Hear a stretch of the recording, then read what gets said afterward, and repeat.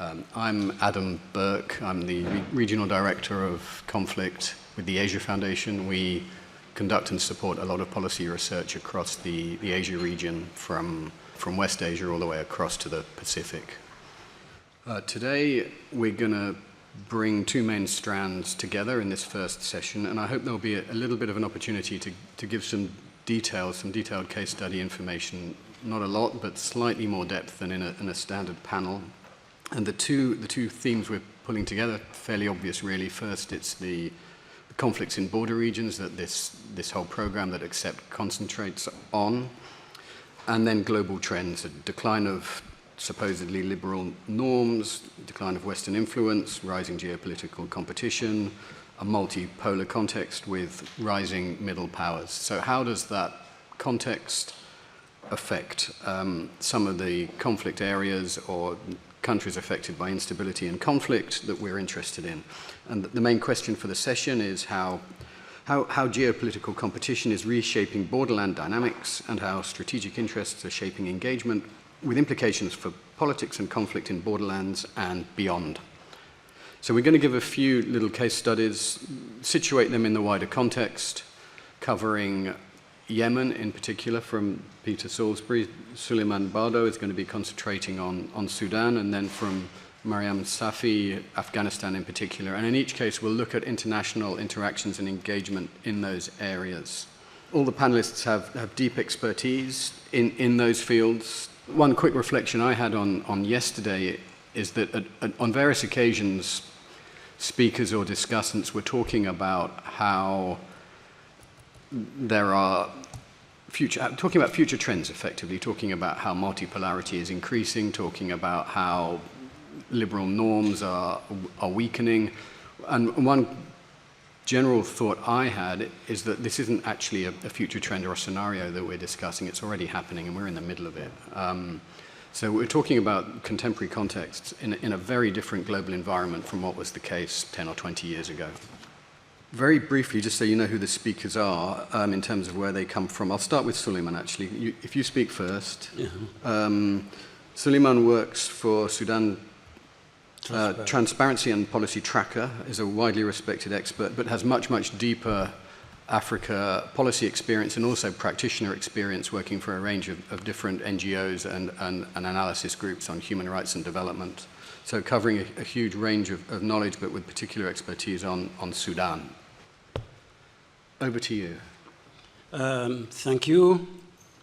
There used to be a time when the war in Congo was called, in the eastern DRC in particular, in 2000, World War II, because of the human cost of that war. But today, Sudan is also the largest human rights and humanitarian disaster as a result of the fight between the Rapid Support Forces and the Sudan Armed Forces over contestation of legitimacy and struggle over controlling resources and privatization of these resources for the military elites and their facilitators, supporters in the commercial business sector.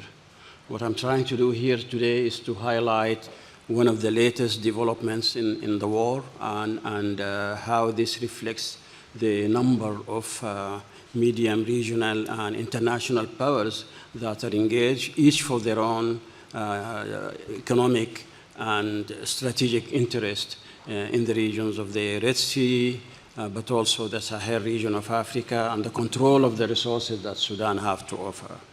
This latest development was the recapture of the Rapid Support Forces on June 11, a couple of weeks ago, of the Muthallas, or the Triangle area, a critical node for smuggling, gold mining, and cross-border transit in northern Sudan. So this is the triangle where the Egyptian, North Darfur, and Libyan borders meet, with Darfur also sharing and Libya sharing borders with Libya with the Chad to the west. So that Sudan-Libya-Chad border triangle has become one of the most contested and strategically significant spaces in the entire Sahel region. This region is not only a geographically frontier, but also a geopolitical and economic fault line where local, regional, and global actors intersect in this area. Therefore, the SAF withdrew actually in front of the attack by the rapid support forces on the triangle unexpectedly, and then made it public by making an announcement that this was for defensive arrangements, and then that marks also an unprecedented shift, because the Sudan Armed Forces accused Haftar, General Haftar of the Libyan National Army, a long ally of Egypt and the United Arab Emirates in Libya, of backing the RSF in the attack on the Sudan Armed Forces positions. So that attack also represented a direct challenge to Egypt, in the sense that it places the Sudan, the rapid support forces on the southern front lines or the borderlands of Egypt.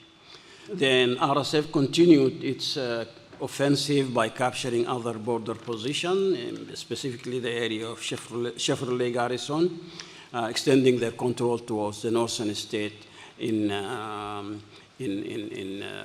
Sudan Armed Forces controlled area, and interdicting movement of Sudan Armed Forces in the Western Desert that was meant to prevent the RSF from benefiting from the border trade and smuggling, cross-border smuggling from Libya and from Chad.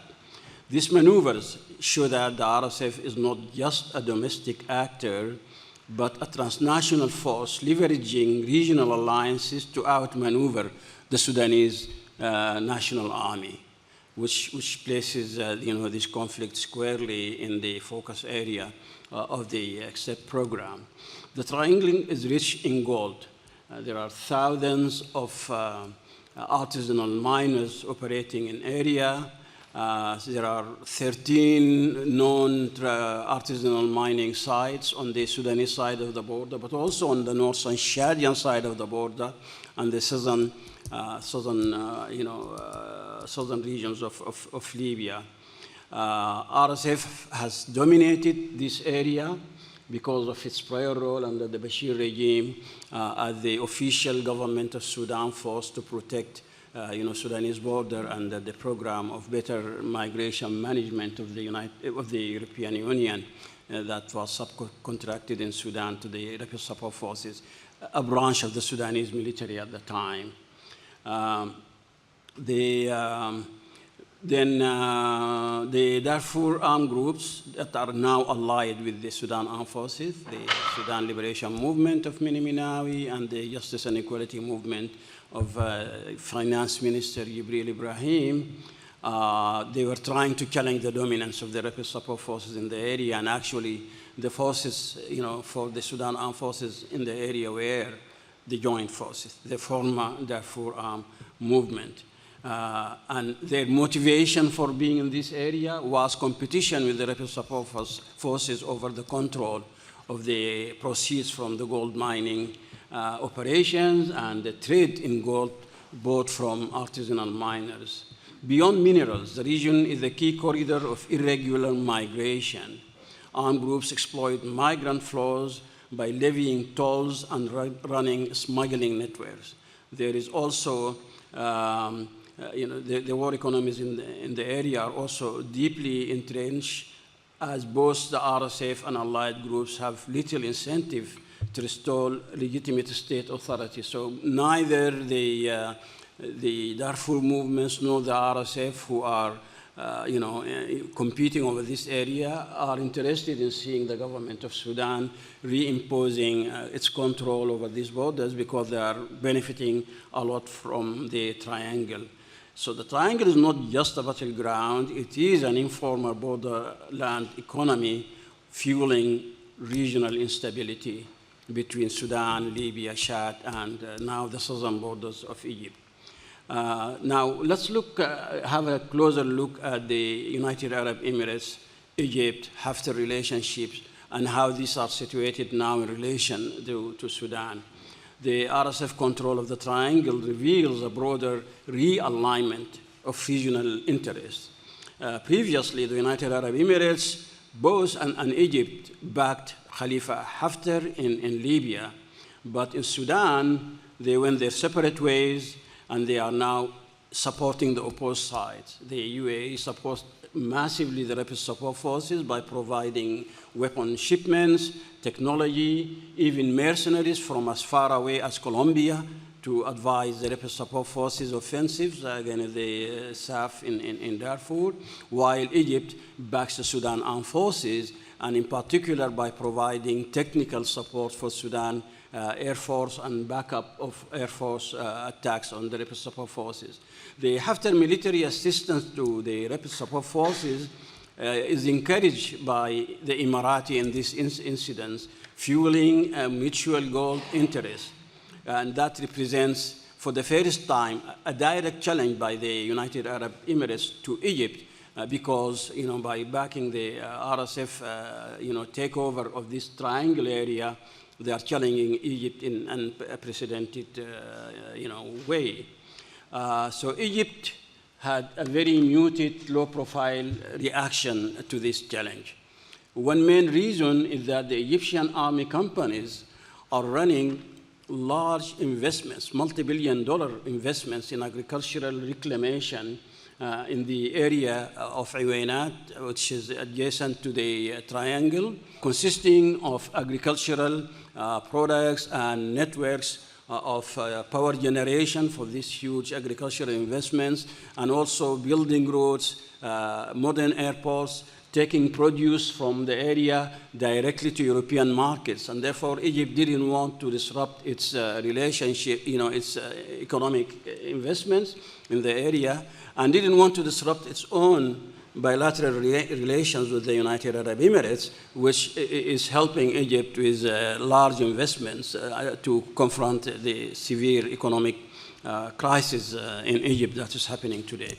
So we haven't heard any protest from Egypt on why, are the United Arab Emirates allowing its allies to reach the border with Egypt. So this realignment and the fluidity of the alliance between the United Arab Emirates and Egypt is really tested here, and this illustrates how proxy dynamics are unfolding in a contested borderland now of this area of the triangle, far from former capitals, but crucial to the outcome of the regional power games over Sudan. In conclusion, I would say the following: the triangle area exemplifies how modern conflicts are no longer confined to national borders, definitely. It is a crucible of where armed groups, war economies, competing regional powers collide, reshaping sovereignty, issues of security, and economic control. Understanding this dawn, I'm just focusing on one area, is key to decoding the larger strategic competition in Africa among regional and international power.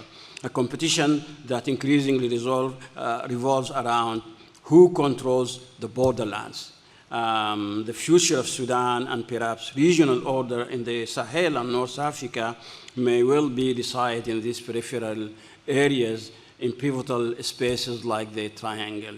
I omitted to mention the role of Russia, where Libya today, after the demise of the Prigozhin and the Wagner group, the Africa Corps is the base for Russian intervention in its new strategy, through the Africa Corps, which is entirely under the control of the Russian state. Is now, this is the spot from where Russian interventions are backed up in the Sahel region, in Mali, in Niger, and as far down as Central African Republic.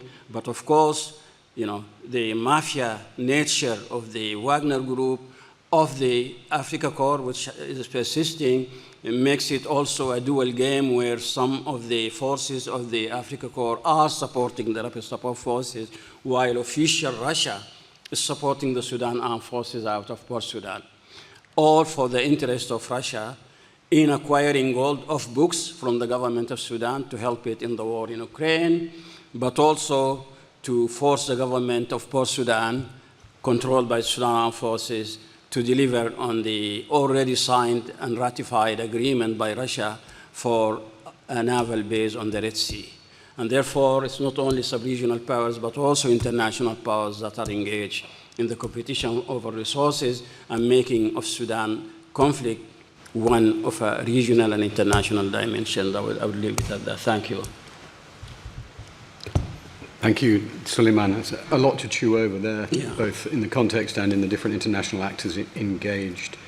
Let's move on to Afghanistan and a similar set of questions. Mariam Safi works in many ways, but is key with an Organization for Policy Research and Development Studies that has a key research role, has an impressive network of people across Afghanistan still today, and builds on that as well as a lot of other deep contextual experience that she has acquired over the years to be producing some really interesting and engaging perspectives, varying from international engagement through to the conditions of people on the ground, women in particular.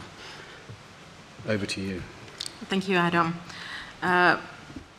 For today, the points that I wanted to articulate are those that we focused a lot in our latest research on U.S. China-Taliban relations, and we wanted to kind of lodge that within the framework of how the region re-established and transformed its relationship with the Taliban de facto authorities after the collapse of the Republic in August of 2021, and how that relationship has so far transpired, what has been the limitations and what have been the opportunities. So within that, I'll touch briefly on a few areas in terms of the region generally, and then I wanted to narrow down the focus on our latest research on what China's political and economic footprint has been to date vis-a-vis the Taliban. So after August of 2021, I think Taliban hopes for formal recognition from Western states was rebuffed. And this was largely due to the human rights abuses, especially against women and girls in the country. But it's also, I think, something that the Taliban hadn't thought that would transpire into anything positive for them. I don't think they felt that Western nations were going to just offer them recognition. So they quite easily pivoted towards the region.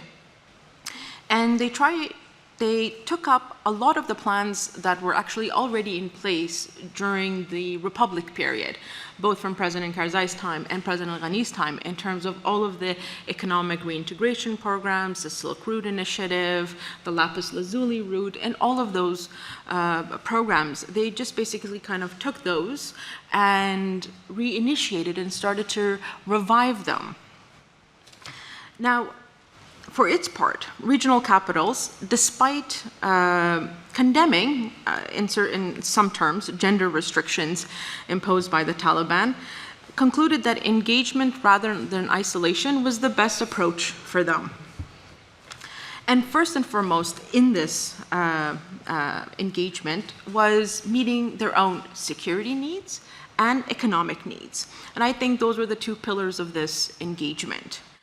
They also felt, interestingly, that they could maybe use this security and economic engagement as leverage to perhaps convince the Taliban to head towards developing a more inclusive government. And the reason for this inclusive government was actually to put a lot of the tensions that they felt domestically, with the Taliban being a largely Pashtun-dominated group, and regional countries with Iran and Central Asia and Pakistan, India, China, having relations with key actors within those regional borders and having those very historical ties. They felt very weary of now only engaging with with the Taliban. For example, Iran had Ismail Khan in Herat, and Tajikistan had Ahmad Shah Massoud in the Northern Alliance in Panjshir, and you had Ata Muhammad, and you had Dostum with Uzbekistan. So you had these connections, and so for these, for the regional countries to now do away with those figures that they know well and they have worked with in the past, and try to build a foundation of trust with the Taliban is going to be difficult. But when they brought up the issue of an inclusive government and maybe potentially reintegrating some of those, or bringing in and establishing dialogue with some of the former Republic members, the Taliban, of course, outright refused this. And they said that this was not something that they were willing to compromise. At least right now, that's where they stand on this. However, regional actors really did hope to reach a comprehensive deal, like a strategic partnership, on various security and economic pacts with the Taliban. And on top of this regional agenda, of course, were matters related to security. Now, in terms of security, one regional diplomat had been quoted in a crisis group paper that we were looking at, and he said that should transnational militancy thrive, it would make the Taliban unacceptable to the region. And I think that is the sentiment when it comes to security across that area. And when you're looking at security, there's 4 particular groups or issues to keep in mind. One is the issue of ISKP. Now, Afghanistan's neighbors continue to fear that the Islamic State Khorasan province could carry out attacks across borders, and there have been, both in Tajikistan and Uzbekistan. Now, although ISKP attacks have declined under the Taliban's targeted raids on its leadership, with the support of the region and also the United States, this regional mistrust continues to exist. And one of the reasons for it is Kabul's, by Kabul I mean the de facto authorities' reluctance to share intelligence on how they're handling ISKP fighters. And then you've got militants in the north. Now, countries like Uzbekistan, Tajikistan, Turkmenistan, they worry about the Uzbek, Tajik, and other Central Asian jihadist groups that are operating still in northern Afghanistan. The Taliban's chosen response to tackling these groups is also something that has created a lot of bewilderment amongst the region, and that is that the Taliban refused to imprison these jihadist groups. Instead, they relocate them and they integrate the fighters within the rank and file of the Ministry of Interior or the Ministry of Defense. And they don't extradite them either. So this has been quite a frustrating point for regional countries. Then you've got the TTP, the Tehrik-e-Taliban Pakistan. And I think the TTP remains the biggest threat to the Taliban's portrayal of a group that can consolidate security within its borders and also to its relationship with Pakistan. Islamabad has pressed Kabul to crack down on the TTP, but compared to all the other groups, TTP attacks have risen considerably in the last 2-3 years in Pakistan. And Pakistan has continuously spoken to Kabul about its fighters that are housed and kept along the borders in Afghanistan. And to this, the Taliban at times have actually refused the presence of any TTP fighters in Afghanistan. And I think that's a little ridiculous. So this has created a lot of tensions between Afghanistan and Pakistan. And I would say within the region, Tajikistan stands out as a group that continues to tread very carefully with the Taliban. And now it's also Pakistan, in particular due to the TTP and also this independence that the Taliban has now assumed since taking power and the distance it has created between itself and the establishment in Pakistan, which I was talking to a few colleagues here from Pakistan. We had cautioned Pakistan of this for years, but it wasn't something that they had anticipated. But there are some who feel that they had anticipated that this might take place. So, but that's something to look at further in the future. And another aspect of it is this element of containment. Despite initial fears of jihadist ideology and weapons and fighters spilling over into places like Kashmir or Central Asia, violence in those areas has in reality not surged to the levels that initially the region had worried about. So since the Taliban takeover, containment efforts has at least limited this to a great deal. Now, in addition to security matters, the second that's quite important to regional countries has been the issue of trade and connectivity. That has always been an important point between the region and Afghanistan, and it continues to shape that relationship. The difference is that in recent decades, particularly during the Republic, the biggest barrier to regional development was the security situation in Afghanistan. There were other factors, but security was the most predominant, and that was the fighting between the Taliban and the Republic, and the Taliban and NATO, U.S.-led NATO forces, which tended to disrupt any progress that was made, whether it was on any railway road construction, highway construction, and so that's something that has now, to an extent, sort of simmered down. So there isn't that outright conflict across the country to cause the same degree of difficulty for trade and connectivity. So the Taliban have picked up, and as I mentioned earlier, and revived some of these projects. And so they've been able to rekindle plans for example, the South and Central Asian trade corridors, carrying gas, goods, and power.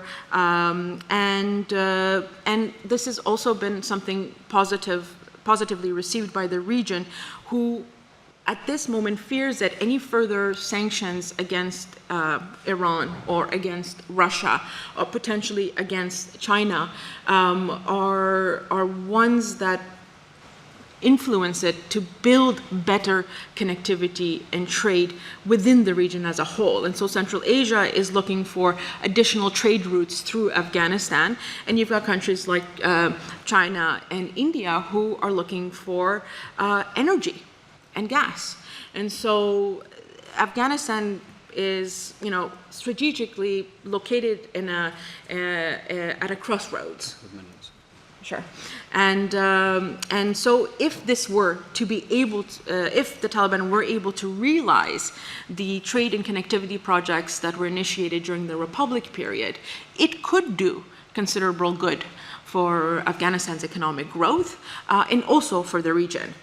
But there are a lot of challenges in this particular, in these areas. And to move to some of those, I don't think we'll have time to speak specifically on China. So to speak on what some of those difficulties would be, I think the first for the region is governance. So for regional countries, the lack of laws within the structure of the Taliban has been a key hindrance for them. The Taliban did away with all of the laws and regulations that were put in place during the Republic, and they have not yet replaced them. So this creates a sense of nervousness and anxiety amongst investors. The Taliban's lack of interest in sharing intelligence on security-related matters, particularly on how they handle foreign fighters, has been another point of contention. Specifically with relation to China, attacks on Chinese nationals in Afghanistan in the last 3 years has also been something that has at times caused China to evacuate all of its citizens from Afghanistan.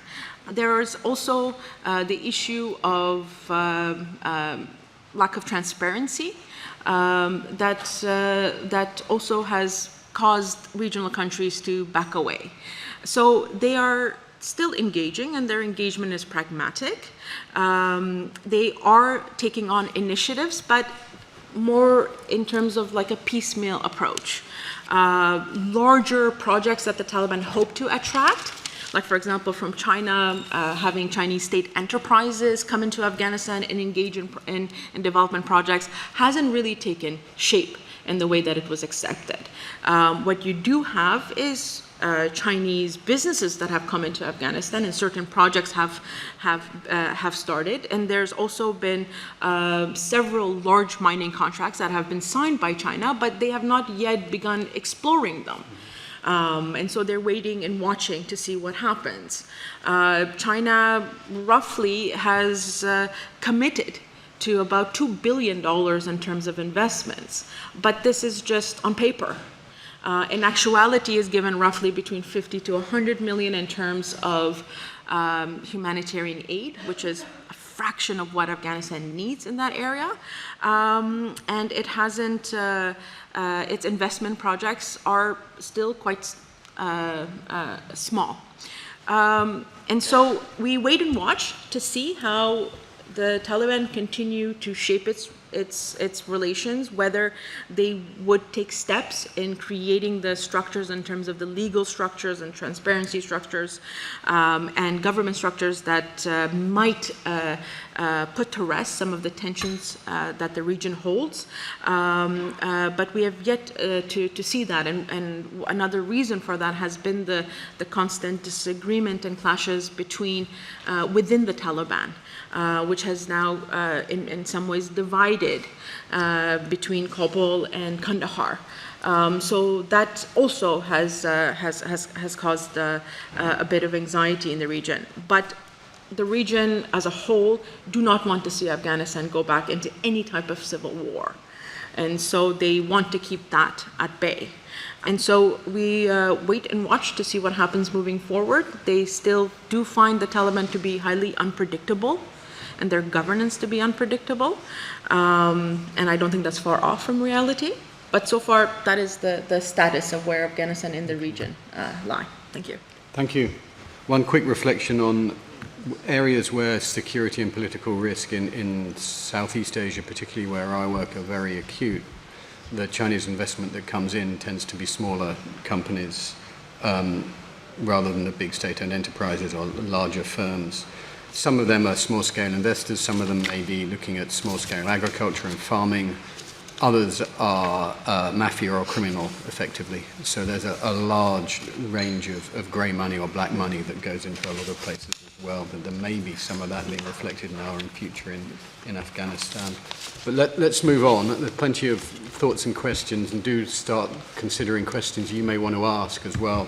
But before that, Peter Salisbury is going to make some comments with particular reference to Yemen and international interests in Yemen. Peter is a fellow of Century International and has many other affiliations, was a former ICG senior analyst for Yemen, and is going to reflect on some of his experiences and interests. Thanks. All right, so I'm going to talk about three trends based on my work looking at illicit flows and semi-illicit flows into Yemen that have created basically a military-industrial complex there, where the Houthis in particular are able to build their own arms. I'm going to reflect on some of what we've discussed and heard over the last couple of days and how I think all of this intersects. So I'll start big, and then I'll zoom into Yemen and the region. And in doing so, I'm going to try and make the case that, as Mushtaq Khan argued yesterday, the way that power and influence work are changing, or at the very least, the way that they work is quite different to the assumptions and a lot of the policy models that we encounter in this space. The first trend that we see, and I think sort of we've heard about a lot over the last couple of days, is this fusion of geopolitics and geoeconomics, and how this is affecting state and non-state actor strategies. So when we look at the region, when we look at the Middle East and North Africa, when we look at Africa in particular, what we see is that a lot of state strategy is no longer about trying to maintain an international balance, rules and norms, if it ever was thus. It's really increasingly about securing access to and the supply chains that deliver critical resources, oil, gas, water, agriculture, rare earth minerals for AI and other tech, but also the strategic waterways, the road routes, the ports that deliver these things internationally. It's about securing access to these resources, and it's also about preventing rivals from getting hold of them. So why does the United States have such a big interest all of a sudden in DRC once again? Because it's very interested in maintaining the supply of critical rare earth minerals that will deliver the chips that will deliver AI. It's about long-term survival, and it's also about states placing themselves at the center of dense global economic networks, the way that the United States did in the 20th century, which was a big part of its power, and the way that China has done over the past quarter century. And states are increasingly willing to do whatever it takes to get hold of these resources and to manage the flows. And the big example here, which Suleiman talked about a moment ago, is the UAE. And if you look at what the UAE has done in Africa, it has now really sort of generated influence over, if not outright control, over groups and territories that lead to a, you could say, logistical corridor that goes all the way from Libya in the north, through Chad, through Sudan, South Sudan, Ethiopia, all the way down to UAE-run ports in Somaliland. And then you've got Russia, which via Wagner Group, now Africa Corps, has influence over a similar corridor that runs almost from the east of Africa, Port Sudan, all the way through to the west of Africa, Mali, with interest in places with ports on the west coast of Africa. And the way that all of this is playing out on the ground is quite complex and involves local and outside actors cooperating in some areas and competing, including via violent conflict with one another in another. And the example here again would be Russia and the UAE, who are on opposite sides of conflicts in Yemen and in Sudan, but yet cooperate quite nicely, or to an extent, in Libya and other parts of Africa. And it's of course something that non-state actors and smaller states, less powerful states caught in conflict, are trying to exploit. They're trying to sort of do a little bit of market shopping, if you like, between different external actors to serve their own interests without having to commit themselves to a single bilateral relationship in particular. None of this is particularly new.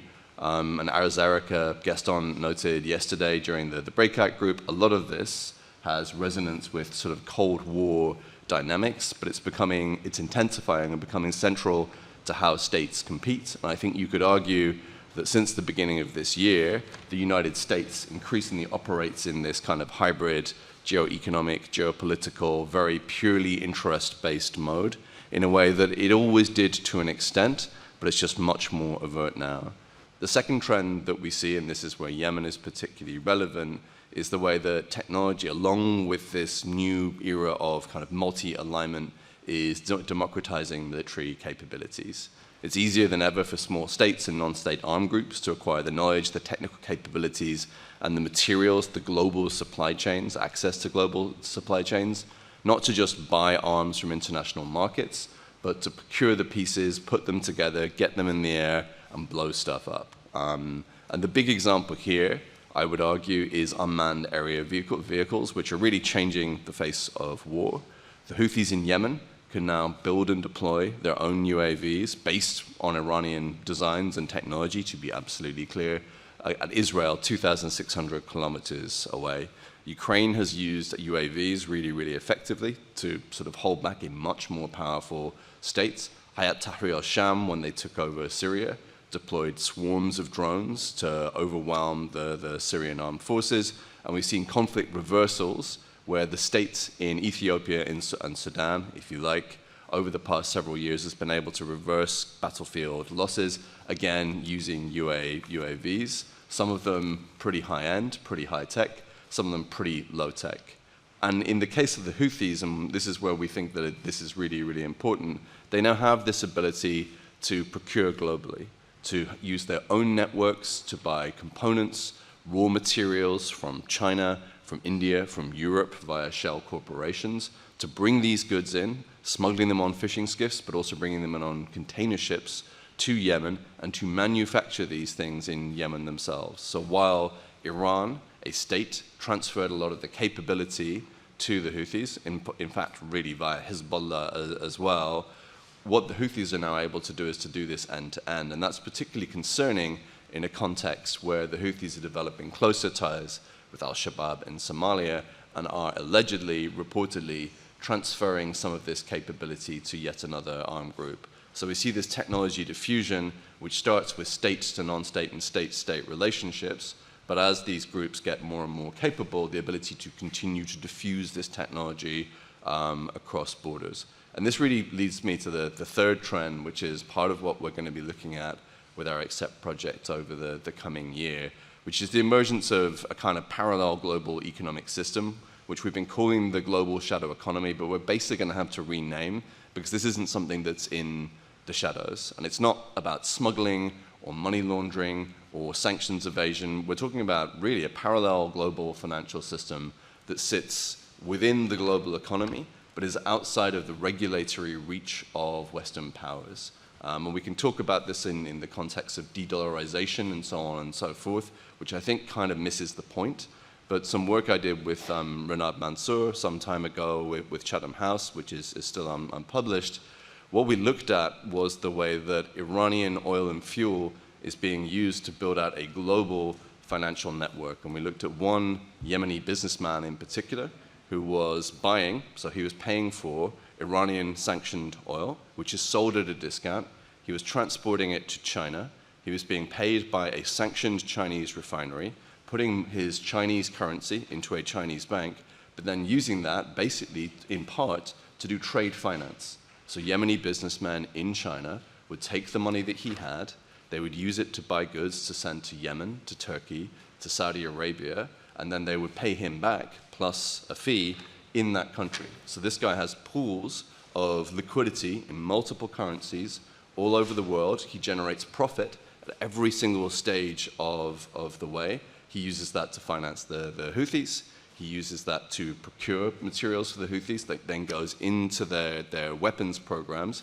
He's been sanctioned, I think, sort of 10 times a week, as far as I can tell, by the United States.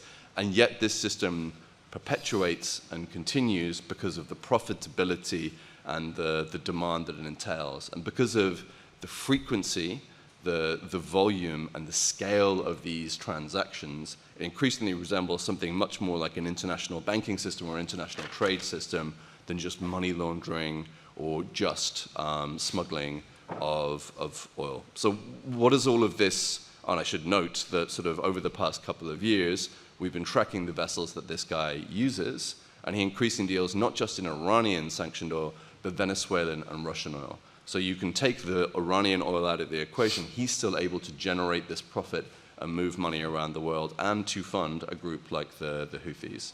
So what does this mean for borderlands? Well, the first is the sort of boundaries are breaking down to the extent that describing what a borderland is increasingly difficult in this context.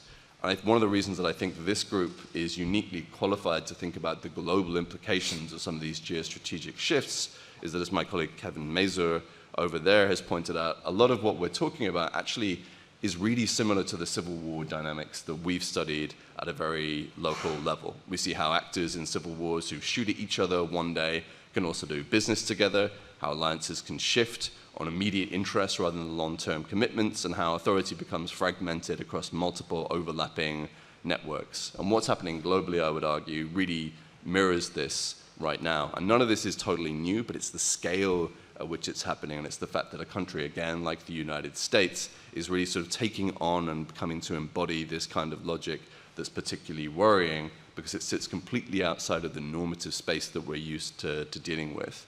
And the other reason that this is really worrying is that relatively small local actions can spiral into huge regional and global problems that have a contagion effect across borders.